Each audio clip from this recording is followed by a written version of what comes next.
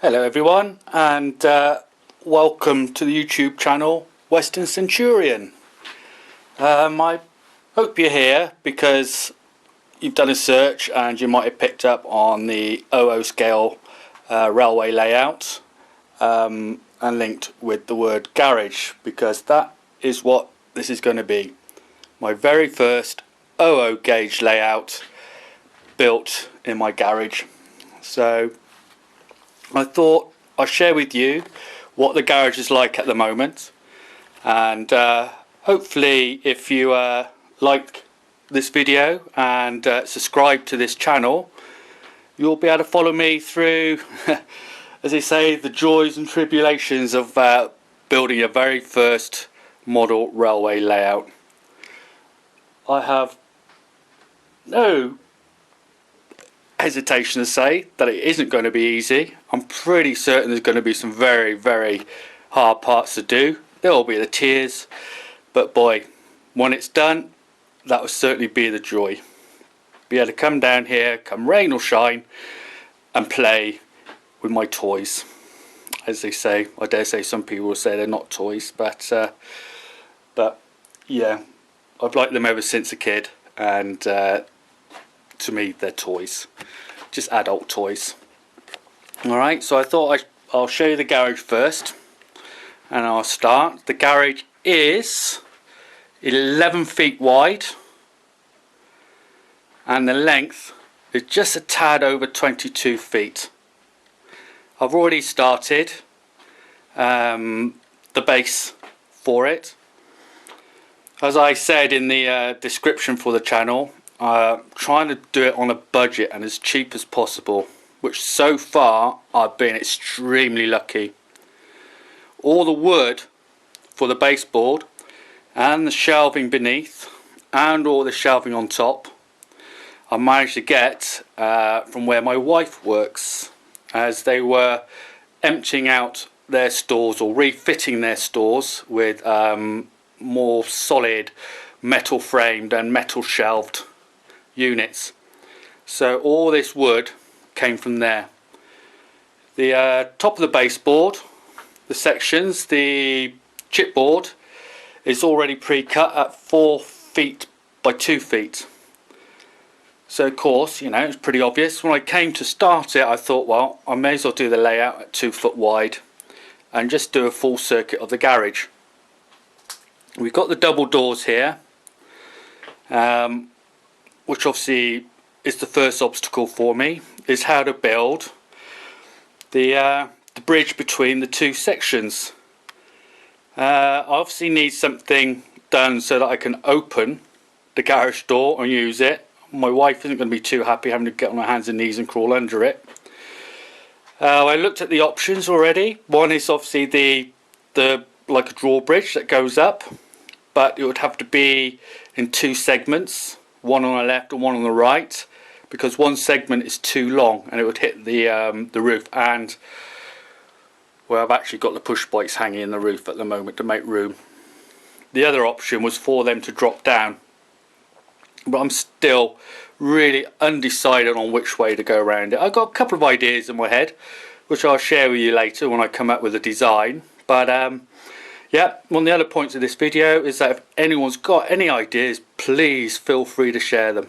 And who knows, I could end up probably using them if they turn out like what I wanted, or if they help free up the space, or they just make life a lot easier. I'll be more than happy to have a go at doing whatever suggestions are put up.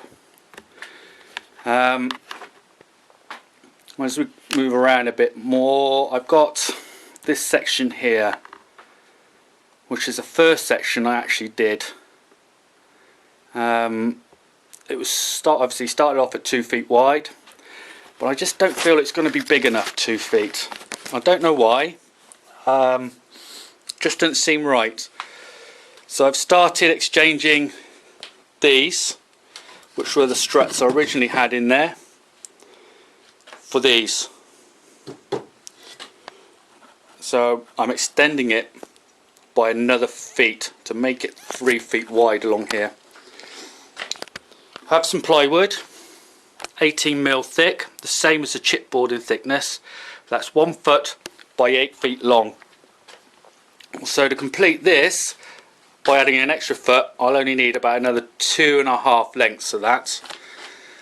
And we look up here, I've got another 5 sheets of it here, so that won't be a problem. So yes, it'll be on this section here is where I wanted to put the station, the town scene, any bridges, maybe in this corner over here is where I'd like to put the turntable, the engine sheds, etc, etc, but that's still all open to discussion. Anybody else has any ideas or thinks something else better might be put around this area, then yeah, again, please by all means just say, and we'll see how it goes. This corner over here, I've still no idea what I'll do on this. Originally I thought about having a tunnel roughly where those polystyrene boxes are, and the tunnel to run along to the end here. But then we have the final obstacle. That is a humongous gap to fill. So this is going to be even harder than the gap near the 2 doors at the front of the garage.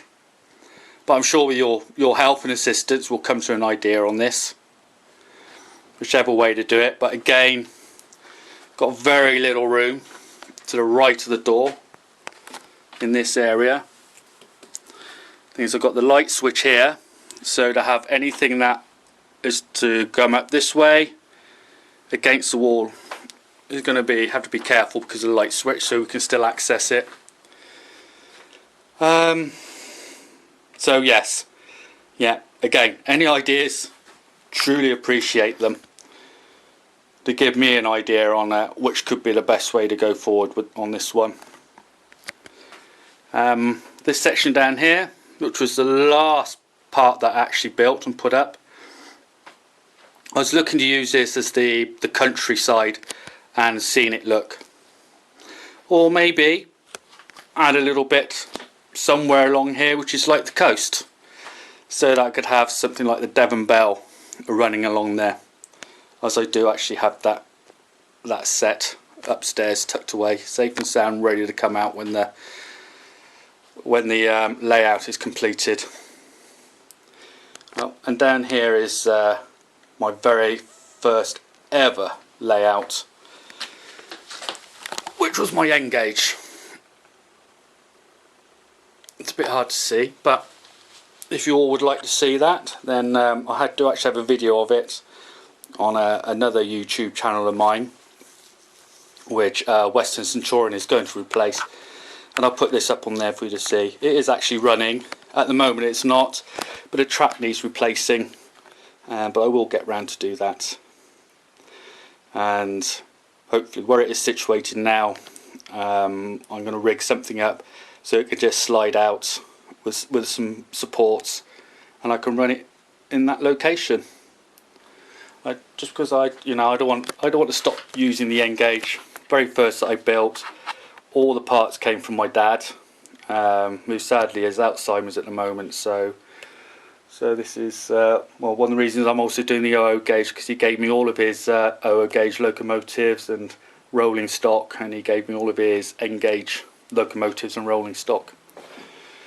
A lot of them come from the 70s and the 80s, and one of my videos I think is getting them all out and giving them a test run once I've actually got some track back up and running again. Okay, so yeah, just a short brief video really to get this channel kicked off, as a brief introduction as to what it is I'm planning on doing, and really to ask for your help for anybody who's happy to give some input on what we can do. Alright, I'll be posting it again soon. Until then, thank you very much for watching. Would appreciate it if you liked this video, and if you subscribed, and hopefully you get the automatic updates as and when I post them. Alright, thank you very much, and goodbye from Western Centurion. Bye bye.